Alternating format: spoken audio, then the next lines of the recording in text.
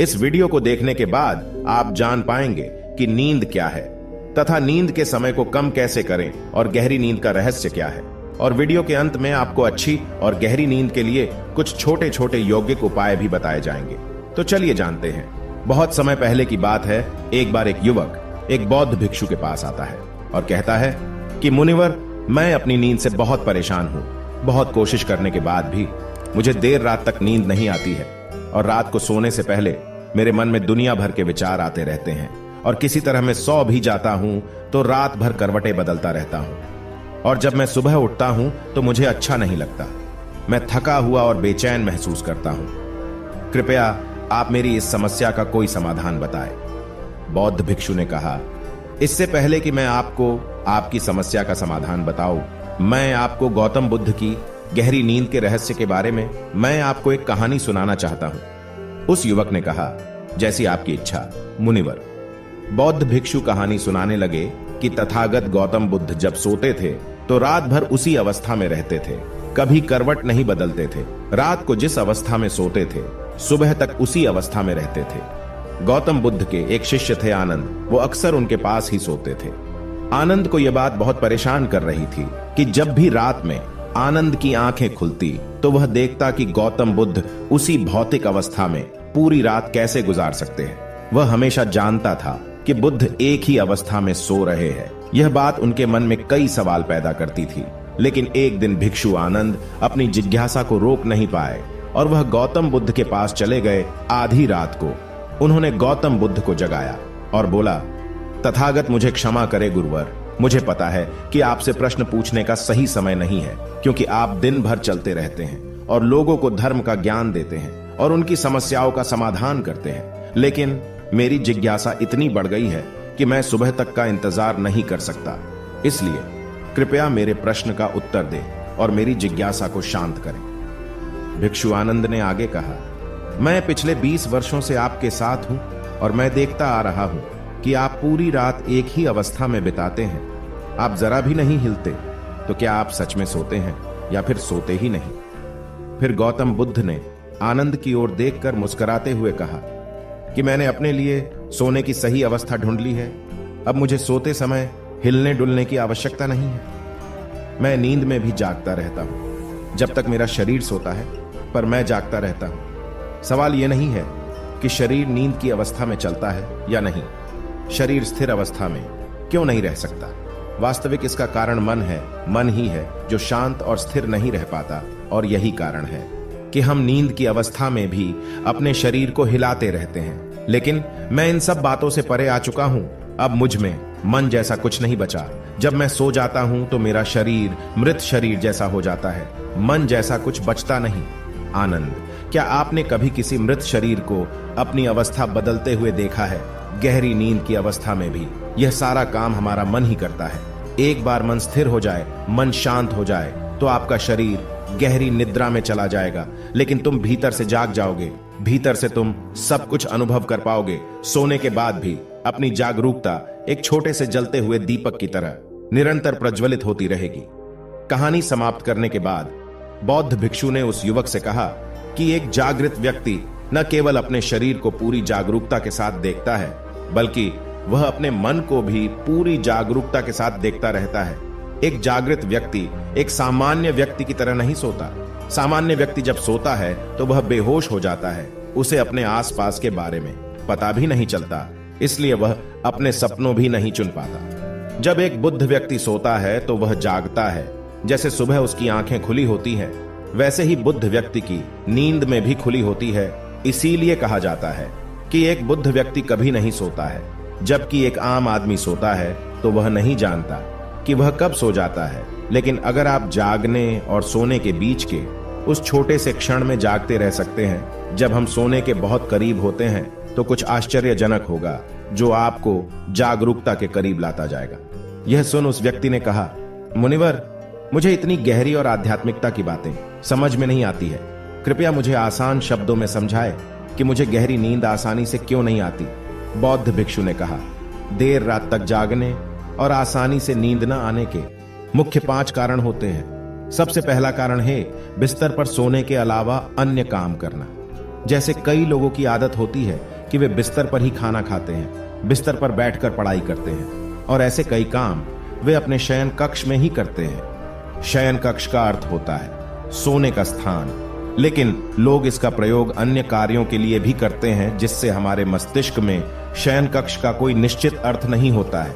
इसलिए जब हम बिस्तर पर सोने जाते हैं तो हमारा मन पूरी तरह से स्वीकार नहीं करता है कि अब हमें सोना है, क्योंकि तुमने एक ही जगह पर दूसरे काम करने की आदत बना ली है। दोस्तों, अगर आज के समय की बात करें तो हम भी बिस्तर पर लेटकर फोन पर बात करते हैं, ऑफिस का काम भी बिस्तर पर बैठकर ही करते हैं, फिर चाहे वह मूवी देखना हो, खाना खाना हो आदि। आजकल लोग अपना ज्यादातर समय बिस्तर पर लेटे हुए बिताते हैं, जिसकी वजह से बिस्तर अब हमारे दिमाग में सिर्फ सोने की जगह नहीं रह गया। और ये एक बड़ा कारण है कि जब हम बिस्तर पर जाते हैं तो घंटों तक नहीं सोते हैं। बौद्ध भिक्षु ने आगे कहा, बौद्ध आश्रमों में भिक्षु सुबह उठते ही अपना बिस्तर छोड़ देते हैं और फिर रात के समय ही वापस बिस्तर पर जाते हैं, जिससे उसके मस्तिष्क को पता चल जाता है कि बिस्तर पर जाने का मतलब है अंदर जाना। अच्छी और चैन की नींद न लेने का दूसरा कारण सोने का एक निश्चित समय न होना है, बौद्ध भिक्षु ने कहा। यदि आप सुबह जल्दी उठना चाहते हैं और पूरी नींद के साथ सोना चाहते हैं तो आपको रात को जल्दी और एक निश्चित समय पर सोने की आदत डालनी होगी। बौद्ध के आश्रमों में रहने वाले भिक्षु हमेशा प्रकाश लेते हैं और सोने से कुछ घंटे पहले निश्चित समय पर आसानी से पचने वाला भोजन करें और प्रतिदिन निश्चित समय पर सो जाए।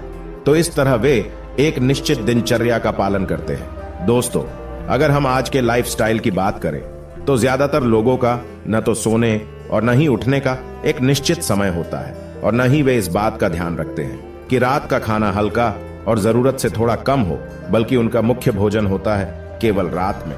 देर रात तक जागते रहते हैं क्योंकि अगले दिन कोई काम नहीं होता है। अगर ये रात में मूवी देखने लगे तो कितनी ही रात क्यों ना हो जाए, मूवी पूरी करके ही सोते हैं। समय और जीवन के बीच कोई सामंजस्य और नियंत्रण नहीं है, और फिर यही वो लोग होते हैं जो अगले दिन अधूरी नींद के साथ जागते हैं और दिन भर बेचैनी और थकान महसूस करते हैं। यौगिक संस्कृति में नींद को एक चमत्कारी दुनिया कहा गया है। अगर आप नींद को समझ लें तो आप नींद में अपने अंदर बहुत कुछ पैदा कर सकते हैं, और अगर आप नहीं समझते तो आप इसे खराब भी कर सकते हैं। बौद्ध भिक्षु ने तीसरा कारण बताया कि सोने से पहले नकारात्मक चीजों के बारे में सोचना है। जिस तरह के विचारों के बारे में सोचते हुए आप सोते हैं जब आप अपनी आंखें खोलते हैं, सुबह में ये आपके दिमाग में आने वाले पहले विचार है। इसलिए जब आप नकारात्मक विचारों के साथ सोते हैं तो आप सुबह उन्हीं के साथ उठते हैं। बिस्तर पर लेटकर जब हम सोने ही वाले होते हैं तब हमारा अवचेतन मन सबसे अधिक सक्रिय होता है, और इस समय हम अपने अंदर जो विचार पैदा कर रहे होते हैं, हमारा अवचेतन मन सीधे उन विचारों को स्वीकार करता है और उन्हें वास्तविकता में लाने की कोशिश करता है। हमारा अवचेतन मन नहीं कर सकता अच्छे और बुरे विचारों के बीच का चयन। बौद्ध भिक्षु ने बताया कि अच्छी और गहरी नींद न आने का चौथा कारण है गलत तरीके से सोना। बौद्ध भिक्षु ने कहा कि आपने सुना होगा कि उत्तर की ओर सिर करके न सोए। ऐसा इसलिए कि जब हम उत्तर की ओर सिर करके सोते हैं तो पृथ्वी के चुंबकीय खिंचाव के कारण हमारे शरीर का बहुत सारा खून दिमाग की तरफ जाने की कोशिश करता है, और दिमाग में पाई जाने वाली नसें बहुत पतली हो जाती है। इनके फटने का खतरा बढ़ जाता है, और अगर इंसान ज्यादा बूढ़ा और कमजोर है तो उसकी मौत भी हो सकती है। लेकिन आमतौर पर जो लोग उत्तर की ओर सिर करके सोते हैं वे सुबह उठते ही सिर में तनाव महसूस करते हैं, जबकि हमें कोशिश करनी चाहिए कि या तो हम सीधे सोए या फिर बाईं ओर करवट लेकर सोए। इससे शरीर के अंगों पर अतिरिक्त दबाव नहीं पड़ता है। सोते समय बहुत मोटे गद्दे का उपयोग न करें, क्योंकि यह आपकी रीढ़ को मोड़ देता है और गहरी नींद में बाधा डालता है। साथ ही ज्यादा मोटे तकिए का इस्तेमाल न करें, क्योंकि इससे आपकी गर्दन ज्यादा मुड़ जाती है और आपका शरीर तनाव महसूस करता है, और इससे आपकी गहरी नींद में बाधा आती है। बौद्ध भिक्षु अच्छी व गहरी नींद का पांचवा कारण बताते हैं कि खाद्य पदार्थों का अधिक मात्रा में सेवन करना और देर से पचना। अगर आप रात को भरपेट और अधिक तैलीय पदार्थों का सेवन करते हैं तो यह हमारी नींद में भी बाधा डालता है, क्योंकि इन पदार्थों को पचाने में काफी समय और ऊर्जा लगती है। इसलिए अगर आप ऐसे पदार्थों का सेवन करते हैं तो सोने से करीब 3-4 घंटे पहले इन्हें खाने की कोशिश करें। उस व्यक्ति ने कहा, मुनिवर, मैं समझता हूं कि गहरी और चैन की नींद न आने के क्या क्या कारण हो सकते हैं, लेकिन अब क्या आप कुछ ऐसे उपाय बता सकते हैं जिन्हें करने से हमें गहरी नींद आने में मदद मिलती है? बौद्ध भिक्षु ने कहा, मैं आपको कुछ ऐसे उपाय बता रहा हूं जिन्हें आप सोने से पहले या उठने के बाद कर सकते हैं, जिससे न सिर्फ आपकी नींद गहरी होगी बल्कि आपके जीवन में एक सकारात्मक बदलाव भी आएगा। और ये सभी काम आपको नहीं करने चाहिए। इनमें से जो भी कार्य आपके लिए उपयुक्त हैं आप कर सकते हैं। सोने से पहले गुनगुने पानी से नहाने की कोशिश करें। नहाने से हमारा शरीर जागृत और तनाव मुक्त हो जाता है। आपने देखा होगा कि जब कोई व्यक्ति नहा कर आता है तो उसके भीतर से एक सकारात्मक ऊर्जा का अनुभव होता है। वह अधिक प्रसन्न और निश्चिंत लगने लगता है। इसका कारण यह है कि हमारे शरीर का अधिकांश भाग जल ही है और जल ही हमारे शरीर का मूल अंग है।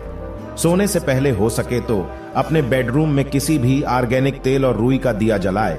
इससे आसपास के वातावरण में सकारात्मकता आती है। सोने से पहले थोड़ा पानी पिए, इससे आपको काफी फायदा होगा।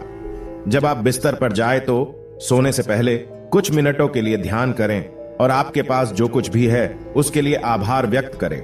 सोने से पहले एक बार याद कर लें कि आप नश्वर हैं, आप आज मर सकते हैं। ऐसा सोचने से आप अपनी छोटी छोटी समस्याओं की चिंता करना छोड़ देंगे। सुबह उठते ही अपने दोनों हाथों को आपस में रगड़कर अपनी आंखों पर रख लें। इससे आपका शरीर जागृत होता है। और उठकर हमेशा दाहिनी करवट लें। हमेशा रात को जल्दी सोने की कोशिश करें ताकि आप सुबह जल्दी उठ सके और पूरी नींद ले सके। तो दोस्तों, ये थे कुछ तरीके जिससे आप अपनी नींद को गहरी और आरामदायक बना सकते हैं। उस व्यक्ति ने बौद्ध भिक्षु को उसकी शिक्षा के लिए धन्यवाद दिया और वहां से चला गया।